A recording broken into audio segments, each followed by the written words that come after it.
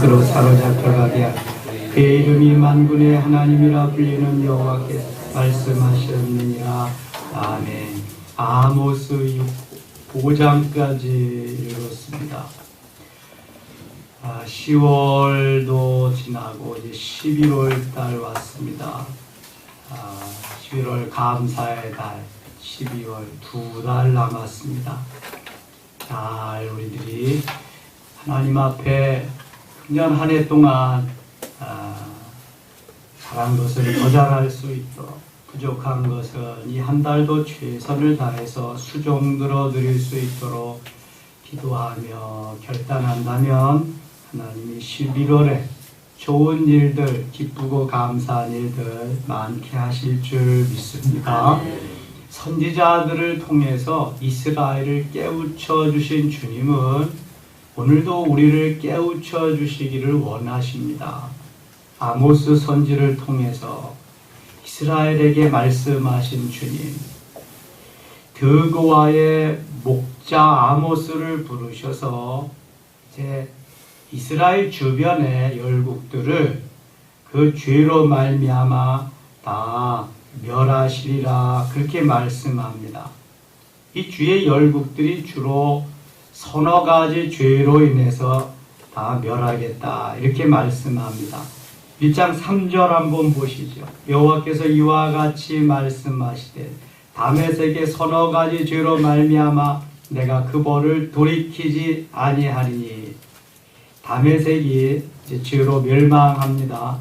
그 다음에 6절 보겠습니다. 6절 여호와께서 이와 같이 말씀하시되 가사의 서너 가지 죄로 말미암아 내가 그 벌을 돌이키지 아니하리니.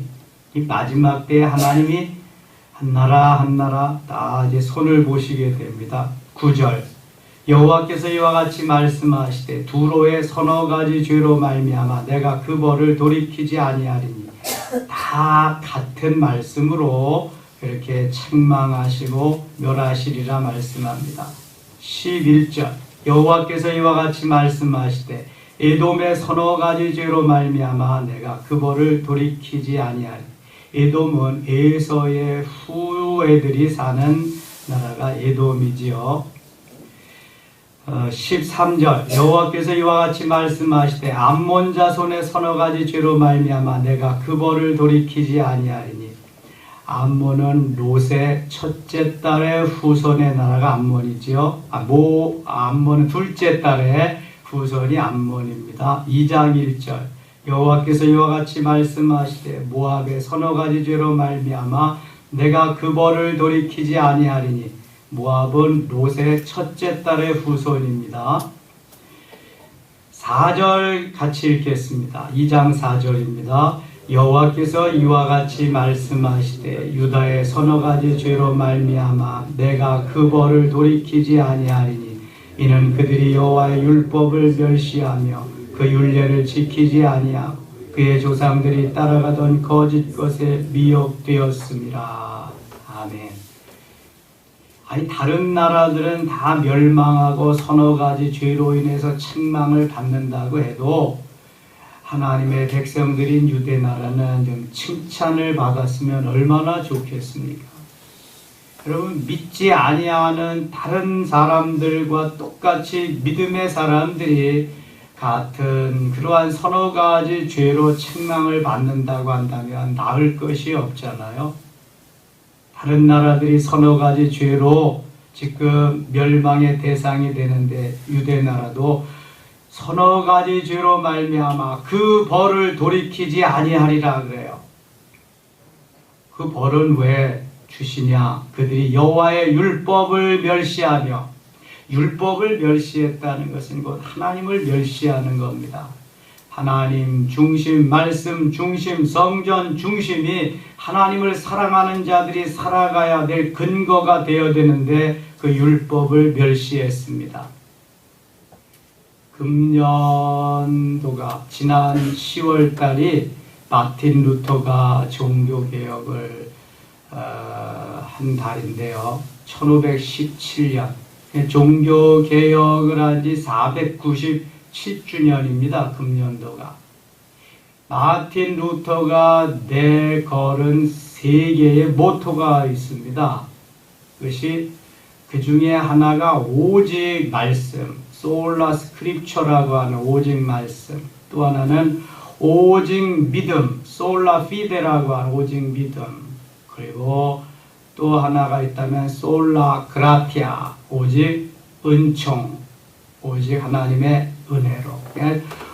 오직 말씀, 오직 믿음, 오직 은혜, 이 세 가지를 걸고 종교개혁을 단행했습니다.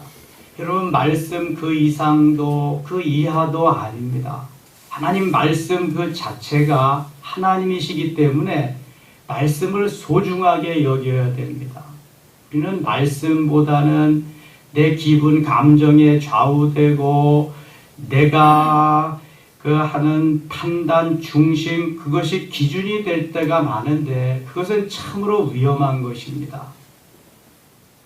내가 그렇게 생각하고 내가 그렇게 판단해도 하나님은 뭐라고 하시는가? 하나님의 말씀은 어떻게 되었는가? 그것이 기준이 되어야 된단 말이죠. 로마 캐톨릭은 하나님의 말씀이 중심이 되지 않고 교황의 메시지가, 교황의 강론이 중심이 되는 겁니다. 무슨 마리아가 죄가 없고 교황이 죄가 없고 마리아가 승천하고 성경에 없는 것을 막 만들어내서 한단 말이죠. 그건 잘못된 것입니다. 말씀 중심이 돼야 돼요. 그래야 하나님이 기뻐하는 삶을 살 수 있습니다. 말씀이 기준이요. 토라, 캐논, 이 율법, 이게 뼈대가 되는 것입니다. 그래서 예수님은 율법을 펴러 온 것이 아니라 완성시키러 오셨다고 말씀합니다. 율법에 뼈에다가 살을 붙이고 힘줄을 넣고 거기에 혈관이 돌아가게 해서 움직이게 살아 역사하게 하는 그러한 일을 주님이 하신단 말. 그래서 히브리서 4장 12절에 하나님의 말씀은 살았고 운동력이 있어, 살았고 활력이 있어, 좌우의 어떤 검보다도 예리하여 혼과 영과 및 관절과 골수를 찔러 쪼개기까지 한다. 이게 하나님의 말씀입니다. 그런데 이 말씀을 멸시했다. 말씀을 버렸다. 이거는 곧 망하는 길입니다. 여호와의 율법을 멸시하며 그 율례를 지키지 아니하고 멸시하니까 지키지 않지요. 당연히 소중하게 여기면 지키는 것입니다. 귀하게 여기면 말씀대로 따라 사는 거죠. 그의 조상들이 따라가던 거짓 것에 미혹되었습니다. 그게 뭐예요? 우상이죠. 우상. 조상들이 하던 행하던 우상을 따라 거기에 미혹되어서 결국은 망하게 됩니다. 내가 유다에 불을 보내리니 예루살렘의 궁궐들을 사르리라.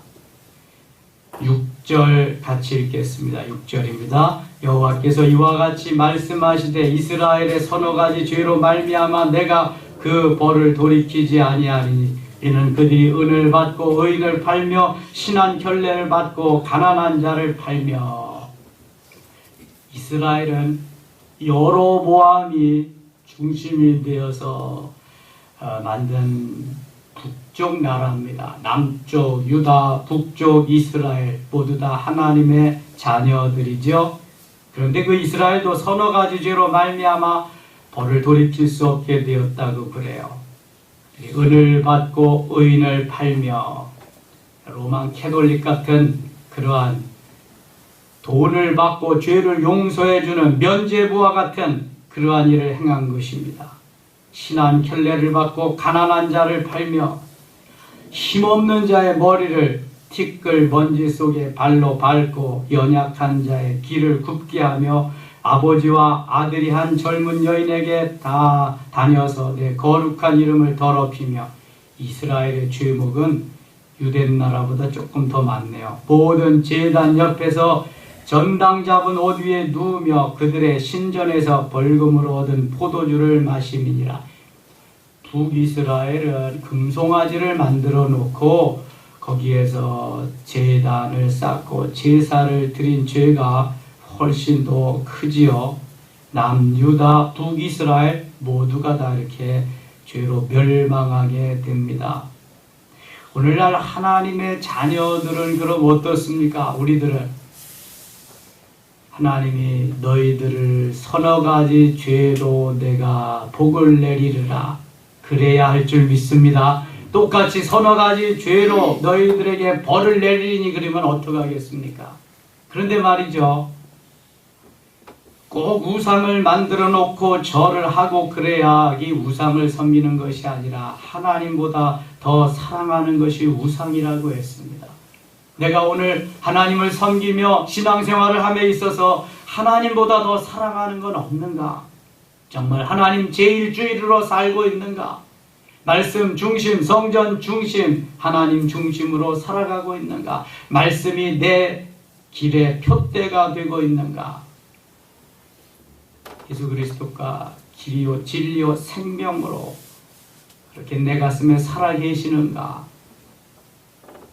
예수님 말씀대로 순종하며 따라 살아가고 있는가 늘 점검해 보아야 됩니다. 13절 보겠습니다. 보라 곡식단을 가득히 실은 수레가 긁을 누름같이 내가 너희를 누르리니 빨리 다른 박질하는 자도 도망할 수 없으며 강한 자도 자기 힘을 낼 수 없으며 용사도 자기 목숨을 구할 수 없으며 사람의 힘으로는 아무것도 할 수 없으리라는 말이죠. 15절 16절 같이 읽겠습니다. 활을 가진 자도 설 수 없으며 발이 빠른 자도 피할 수 없으며 말 타는 자도 자기 목숨을 구할 수 없고 용사 가운데 그 마음이 굳센 자도 그날에는 벌거벗고 도망하리라. 여호와의 말씀이니라. 아멘. 하나님이 하시는 것을 누가 막을 수 있겠습니까? 아무도 막을 수가 없습니다. 3장 13절 가겠습니다. 3장 13절 주 여호와 만군의 하나님의 말씀이니라. 너희는 듣고 야곱의 족속에게 증언하라. 너희들이 듣고 깨달았다면 계속해서 가서 말씀을 전하라는 것입니다. 가만히 듣고만 있지 말라는 것입니다. 너만 듣고 살지 말고 모두 함께 살아가야 된다는 거죠. 4장 9절 말씀 같이 읽겠습니다. 4장 9절입니다. 내가 곡식을 마르게 하는 재앙과 깐부기 재앙으로 너희를 쳤으며 팥종이로 너희의 많은 동산과 포도원과 무화과 나무와 감람나무를 다 먹게 하였으나 너희가 내게로 돌아오지 아니하였느니라. 여호와의 말씀이니라. 아멘. 하나님이 징조를 보여주셔서 이런 징조가 나타난다, 이런 사인이 있구나, 그러면 빨리 돌이켜야 되는데, 깨닫고 돌이켜야 되는데 그렇지 못했다는 것입니다. 10절 내가 너희 중에 전염병 보내기를 애굽에서 한 것처럼 하였으며 칼로 너희 청년들을 죽였으며 너희 말들을 노력하게 하며 너희 진영이 악취로 코를 찌르게 하였으나 너희가 내게로 돌아오지 아니하였느니라. 여호와의 말씀이니라. 하나님이 이렇게 하셨으면 야, 이거 안 되는구나, 잘못했구나, 이게 하나님의 뜻이 아니구나, 빨리 돌이켜야 되는데 그렇지 않고도 계속해서 죄를 범했다고 하는 것입니다. 얼마나 어리석은 일인지 몰라요. 그래서 12절에는 이렇게 말씀해요. 그러므로 이스라엘아, 내가 이와 같이 네게 행하리라. 내가 이것을 네게 행하리니 이스라엘아, 내 하나님 만나기를 준비하라. 이제 하나님 만나기를 준비해야 돼. 이 세상에서 아무리 좋고 부귀와 영화를 누리고 출세하고 성공했어도 하나님 만나지 못하면 그것은 아무런 소용이 없습니다. 하나님 만나기를 준비하고 하나님 주신 은혜 속에 살려고 애써야 된단 말이죠. 5장 넘어가겠습니다. 5장 4절입니다. 여호와께서 이스라엘 족속에게 이와 같이 말씀하시기를 너희는 나를 찾으라. 그리하면 살리라. 나를 찾아야 살지, 나를 만나야 살지, 너희가 나를 떠나서는 사는 길이 없다. 그건 곧 재앙의 길이요, 멸망의 길이요, 죽음의 길이다. 6절 말씀 같이 읽겠습니다. 너희는 여호와를 찾으라. 그리하면 살리라. 그렇지 않으면 그가 불같이 요셉의 집에 임하여 멸하시리니 베들에서 그 불들을 끌 자가 없으리라. 아멘. 여호와를 찾는 것, 사는 길입니다. 만나는 거 사는 길입니다.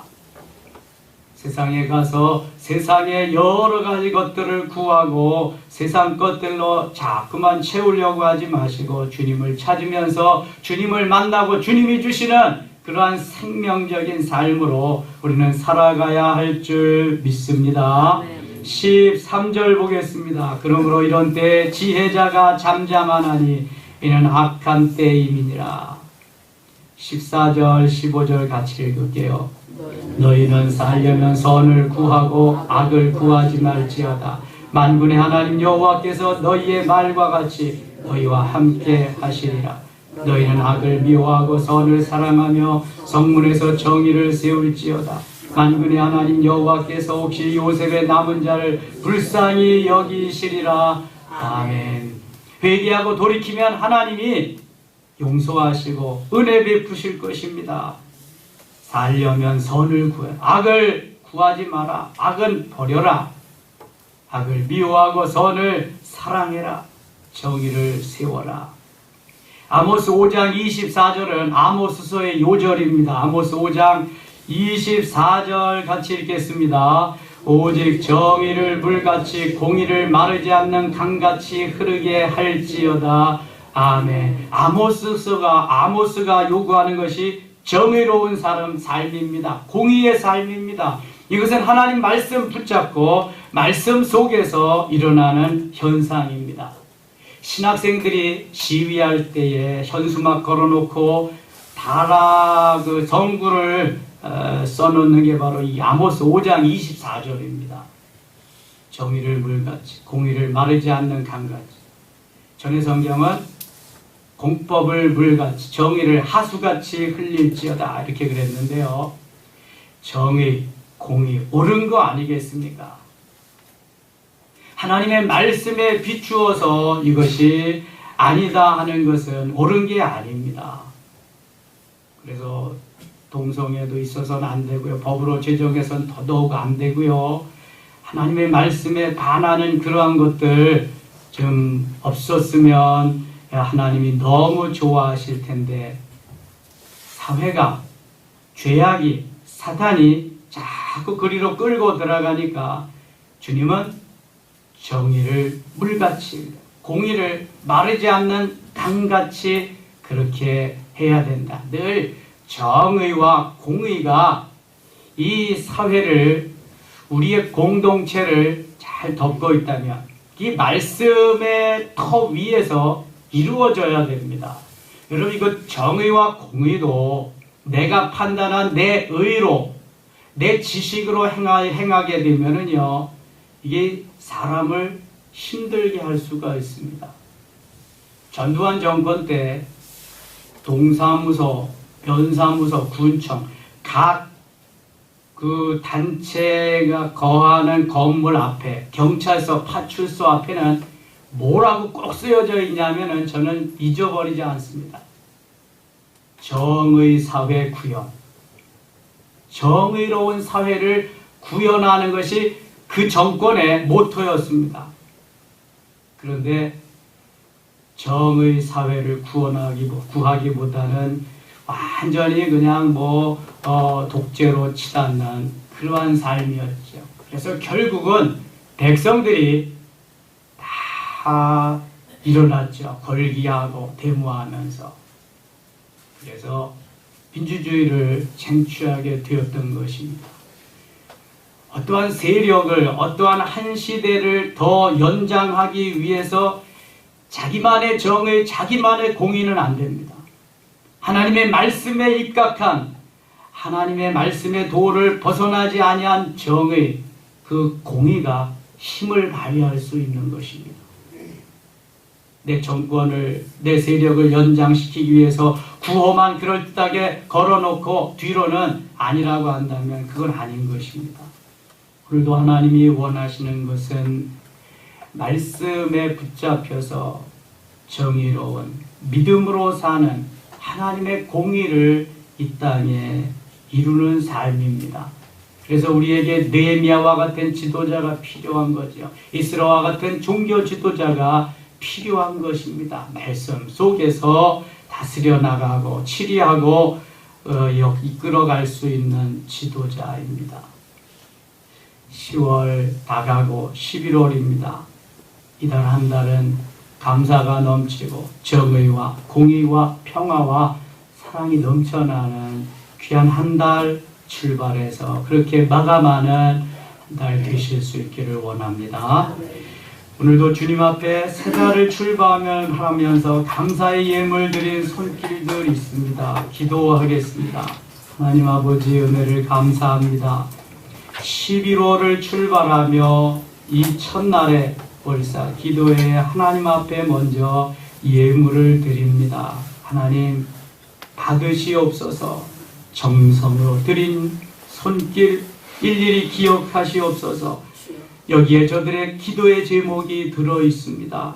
하나님 정의와 공의를 행하며 하나님의 말씀으로 성령으로 뜨겁게 역사하셔서 이번 11월 달에 모든 기도의 제목이 아름답게 이루어지며 하나님을 영화롭게 하는 은혜를 베풀어 주시옵소서. 출발합니다. 마무리하는 시점까지도 구름기둥 불기둥으로 지키시고 인도하여 주시옵소서. 하늘 창고에 쌓여지는 보화 되게 하여 주시옵소서.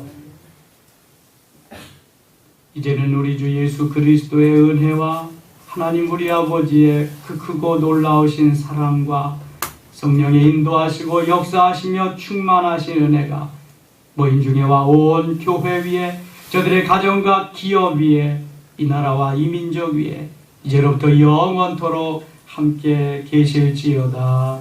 아멘.